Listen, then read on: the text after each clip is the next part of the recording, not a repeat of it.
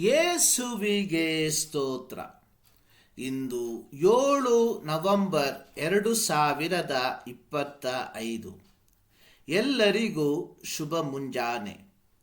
ಈ ದಿನದ ಧ್ಯಾನ ಭಾಗ ಪೇತ್ರನು ಬರೆದ ಮೊದಲನೆಯ ಪತ್ರಿಕೆ 3ನೇ ಅಧ್ಯಾಯ 7ನೇ ವಾಕ್ಯದ 2ನೇ ಭಾಗ. ಅವರು ಜೀವವರಕ್ಕೆ ನಿಮ್ಮೊಂದಿಗೆ ಬಾಧ್ಯರಾಗಿದ್ದಾರೆಂದು ತಿಳಿದು ಅವರಿಗೆ ಮಾನವನ್ನು ಸಲ್ಲಿಸಿರಿ. ಹೀಗೆ ನಡೆದರೆ ನಿಮ್ಮ ಪ್ರಾರ್ಥನೆಗಳಿಗೆ ಅಡ್ಡಿ ಇರುವುದಿಲ್ಲ. ಬಿರ್ಕೋಟ್ ಅಶಾಕಾರ್ ಎಂಬುದು ಯಹೂದ್ಯರ ಮುಂಜಾನೆಯ ಆಶೀರ್ವಾದದ ಪ್ರಾರ್ಥನಾ ಪದ್ಧತಿಯಾಗಿದ್ದು, ಈ ಪ್ರಾರ್ಥನಾ ಪಠಣದ ಸರಣಿಯು ಹೊಸ ದಿನಕ್ಕಾಗಿ ದೇವರಿಗೆ ಕೃತಜ್ಞತೆಯನ್ನು ಸಲ್ಲಿಸುವಂಥದ್ದಾಗಿದೆ.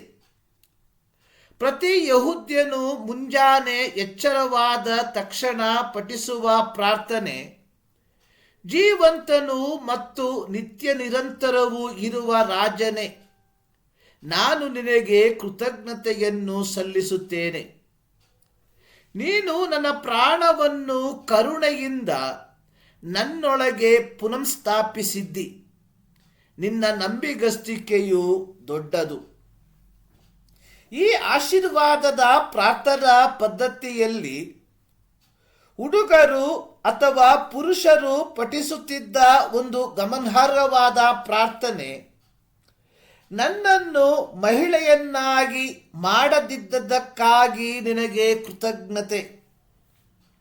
ಈ ಭಾಗದಲ್ಲಿ ಮಹಿಳೆಯರು ಪ್ರಾರ್ಥಿಸುತ್ತಿದ್ದದ್ದು, ದೇವರೇ, ನಿನ್ನ ಚಿತ್ತದ ಪ್ರಕಾರ ನಮ್ಮನ್ನ ಸೃಷ್ಟಿಸಿದಕ್ಕಾಗಿ ನಿಮಗೆ ಕೃತಜ್ಞತೆಗಳು ಎಂಬುದಾಗಿ.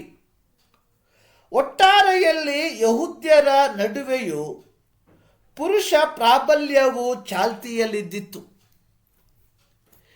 ಪೇತ್ರನ ಪತ್ರಿಕೆಯ ಓದುಗರು ಅನ್ನುವಂಥದ್ದು ಯಹೂದ್ಯ ಪಾರಂಪರ್ಯದಿಂದ ಕ್ರಿಸ್ತನನ್ನು ಅಂಗೀಕರಿಸಿದವರಾಗಿದ್ದರು.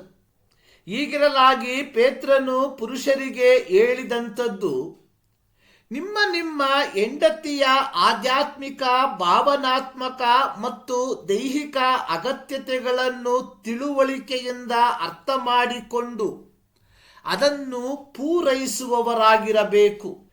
ಆಧ್ಯಾತ್ಮಿಕತೆಯನ್ನು ಪಾಲಿಸುವ ಗಂಡನು ತನ್ನ ಸಂಗಾತಿಯನ್ನು ಕೇವಲ ಹೆಂಡತಿಯನ್ನಾಗಿ ಮಾತ್ರವಲ್ಲದೆ ಕ್ರಿಸ್ತನಲ್ಲಿ ಆಕೆಯನ್ನು ನಿತ್ಯ ಜೀವಕ್ಕೆ ಬಾಧ್ಯಸ್ಥಳು ಎಂಬುದಾಗಿ ಗ್ರಹಿಸಿಕೊಳ್ಳುತ್ತಾನೆ. ಪೌಲನು ಗಲಾತ್ಯ ಪತ್ರಿಕೆ 3ನೇ ಅಧ್ಯಾಯದ 28-29 ವಾಕ್ಯಗಳಲ್ಲಿ ಬರೆದಿರುವಂಥದ್ದು, ನೀವೆಲ್ಲರೂ ಕ್ರಿಸ್ತನಲ್ಲಿ ಒಂದೇ ಆಗಿರುವುದರಿಂದ ಯಹೂದ್ಯನು ಗ್ರೀಕನು ಎಂದು, ಆಳು ಒಡೆಯ ಎಂದು, ಗಂಡು ಹೆಣ್ಣು ಎಂದು ಭೇದವಿಲ್ಲ. ನೀವು ಕ್ರಿಸ್ತನವರಾಗಿದ್ದರೆ ಅಬ್ರಹಾಮನ ಸಂತತಿಯವರು, ವಾಗ್ದಾನುಸಾರವಾಗಿ ಬಾಧ್ಯರೂ ಆಗಿದ್ದೀರಿ. ಕ್ರೈಸ್ತನಾದ ಪುರುಷನು ಅಕ್ರೈಸ್ತಳಾದ ಸ್ತ್ರೀಯನ್ನು ಮದುವೆ ಮಾಡಿಕೊಂಡಿದ್ದರೆ ಕ್ರೈಸ್ತನಾದ ಪುರುಷನ ನಡವಳಿಕೆ ಆಕೆಯನ್ನು ಸನ್ಮಾರ್ಗಕ್ಕೆ ತರುವಂಥದ್ದಾಗಿದೆ. ಇಲ್ಲಿ ಪೇತ್ರನು ಸ್ಪಷ್ಟವಾಗಿ ಹೇಳಿರುವಂಥದ್ದು, ಪುರುಷರೇ, ವಿವಾಹದ ಮೂಲಕ ನಿಮಗೆ ಹೆಚ್ಚಿನ ಅಧಿಕಾರವು ಕೊಡಲ್ಪಟ್ಟಿದ್ದಾಗ್ಯೂ ಹೆಂಡತಿಯರು ಸಹ ನಿತ್ಯ ಜೀವಕ್ಕೆ ಬಾಧ್ಯಸ್ಥರಾಗಿರಲಾಗಿ ಅವರಿಗೆ ಮಾನವನ್ನು ಅಥವಾ ಗೌರವವನ್ನು ಸಲ್ಲಿಸಿರಿ. ಒಬ್ಬ ಪುರುಷನ ಆಧ್ಯಾತ್ಮಿಕತೆಯ ಬದುಕು ವಿಫಲವಾದರೆ ಅದರ ಪರಿಣಾಮ ಅನ್ನುವಂಥದ್ದು ಅದು ಅವನ ಪ್ರಾರ್ಥನೆಗೆ ಅಡ್ಡಿಯನ್ನುಂಟು ಮಾಡುವಂಥದ್ದಾಗಿದೆ. ಯೆಶಾಯನ ಪ್ರವಾದನ ಗ್ರಂಥ 1ನೇ ಅಧ್ಯಾಯದ 15ನೇ ವಾಕ್ಯದಲ್ಲಿ ಬರೆದಿರುವಂಥದ್ದು, ನೀವು ಬಹು ಪ್ರಾರ್ಥನೆಯನ್ನು ಮಾಡಿದರೂ ನಾನು ಕೇಳೆನು, ನಿಮ್ಮ ಕೈಗಳಲ್ಲಿ ರಕ್ತವು ತುಂಬಿದೆ. ಯೆಶಾಯ 59 ಅದರ 2ನೇ ವಾಕ್ಯದಲ್ಲಿ ಬರೆದಿರುವಂಥದ್ದು, ನಿಮ್ಮ ಅಪರಾಧಗಳೇ ನಿಮ್ಮ ದೇವರಿಂದ ನಿಮ್ಮನ್ನು ಅಗಲಿಸುತ್ತಾ ಬಂದಿವೆ. ನಿಮ್ಮ ಪಾಪಗಳೇ ಆತನು ಕೇಳಲಾರದಂತೆ ಆತನ ಮುಖಕ್ಕೆ ಅಡ್ಡವಾಗಿದೆ. ಯೋಹಾನನು ಬರೆದ ಸುವಾರ್ತೆ 9ನೇ ಅಧ್ಯಾಯದ 31ನೇ ವಾಕ್ಯದಲ್ಲಿ ಕುರುಡನಾಗಿ ಕಣ್ಣು ಹೊಂದಿಕೊಂಡಿದ್ದ ವ್ಯಕ್ತಿ ಹೇಳಿದ್ದು, ಭಕ್ತಿಹೀನರ ಪ್ರಾರ್ಥನೆಯನ್ನು ದೇವರು ಕೇಳುವುದಿಲ್ಲ.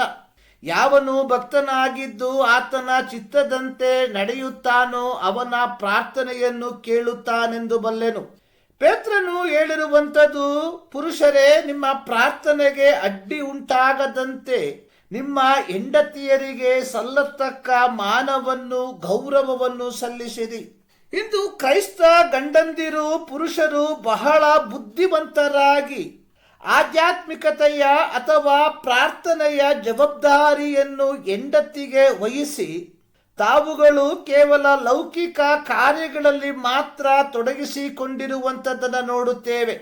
ಇದು ಒಂದು ವಿಧದಲ್ಲಿ ಜಾಣ ಕುರುಡುತನವಾಗಿದ್ದು ದೇವರು ವಹಿಸಿರುವ ಜವಾಬ್ದಾರಿಯಿಂದ ನುಣುಚಿಕೊಳ್ಳುವ ಒಂದು ಮಾರ್ಗವಾಗಿದೆ.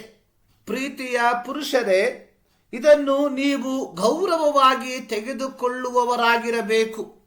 ಈ ಮುಂಜಾನೆಯಲ್ಲಿ ಸರ್ವಶಕ್ತನಾದ ದೇವರು ಈ ಅಧ್ಯಯನದ ಮೂಲಕ ನಿಮ್ಮನ್ನು ಆಶೀರ್ವದಿಸಲಿ.